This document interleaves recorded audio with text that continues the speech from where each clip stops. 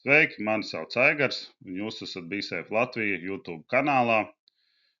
Šis ir kanāls par darba aizsardzību ikvienam, kā arī ik viens var piedalīties tā pilnveidošanā, uzlabošanā, atliek uzrakstīt e-pastu vai kā citādāk sakontaktēties, un tātad rezultēties tas var ar kādu video materiālu, kas būs interesants ne tikai konkrētam cilvēkam, bet visiem pārējiem.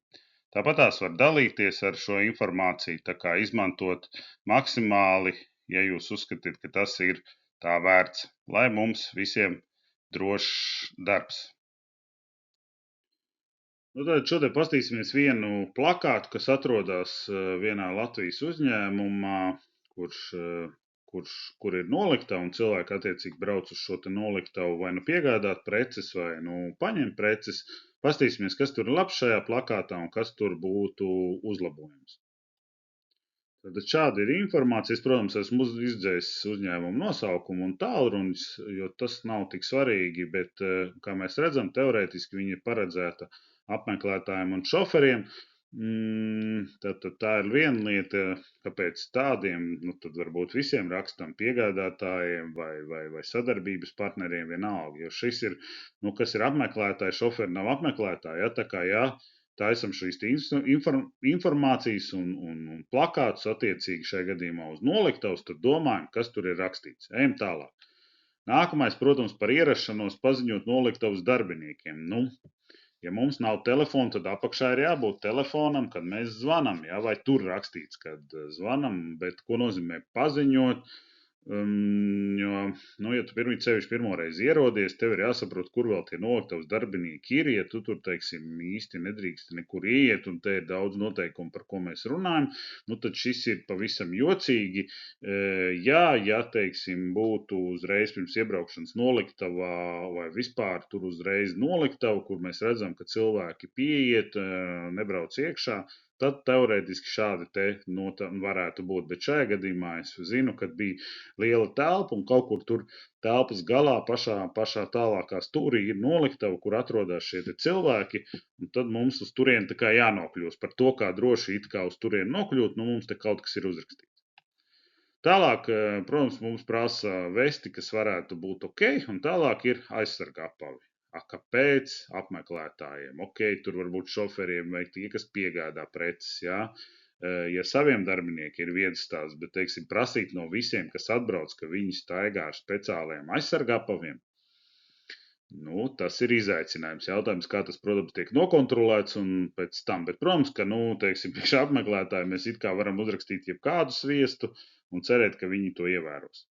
Tāpatās par ātrumu 5 km/h, tas ir izaicinājums, tad rakstam 10 vai 20, jo arī pie tāda ātruma, ja cilvēki normāli mums drusciņi brauc, tur problēma parasti nav. Ja vēl jau vairāk pareizi viss ir iekārtots, tad problēmai nevajadzētu būt. Tāpatās par dalītā pārvietošanas zona, ko tas nozīmē, ej un uzmini.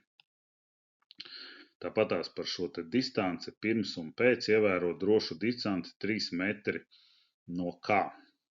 No transporta līdzekļiem vai no trakā priekšnieka? Nezinu. Tātad ievērojam drošu distanci 3 metri, iespējams arī no noliktavas darbiniekiem. Un iztraukšanas laikā pienākums ir, attiecīgi, tur ir kaut kādi pienākumi noteikti. Un šeit jau mēs redzam, ka principā viņi gaida, kad kravas tiks uzkrautas un izkrautas. Ja? Tad, attiecīgi, tā instrukcija būtu jātaisa šādiem cilvēkiem, kas pie viņiem ierodas. Protams, ir jautājums, kāpēc problēma situācijā zvanīt administrācijai nevis noliktavai, ko tur administrācijā birojas sekretārs zinās pateikt, nedziet. Tātad kopā, protams, ka tur mēs varam vēl diskutēt par kaut kādām citām lietām, to pašu alkoholu, to pašu mobilo telefonu, ko nozīmē varam vai nevaram. Ja mums, teiksim, cilvēks ir jāsazvan, tā kā mēs tā kā nezvanīsim vai iesim man, tad, ja jāzvan, tad rakstam, kad pazvaniet no automašīnas vai kā. Tā diezgan precīzi, nevis vienkārši aizliegt šajā te. Lai gan mēs saprotam, ka dalītā pārvietošanas zona, mēs gan nesapratām, kas tā tāda ir. Un šeit, protams, es nedaudz tā kā pieliku uz virsū, lai redzētu ar sarkanu, tad preču piegādātājiem saņēmējiem, par to jau mēs tā kā runājam, ja, tad attiecīgi uz viņiem tas būtu, ja mēs šo instrukciju rakstam, bet skaidrs, ka tad noliktavas darbiniekiem tā nav, tad saviem noliktavas darbiniekiem būs cita.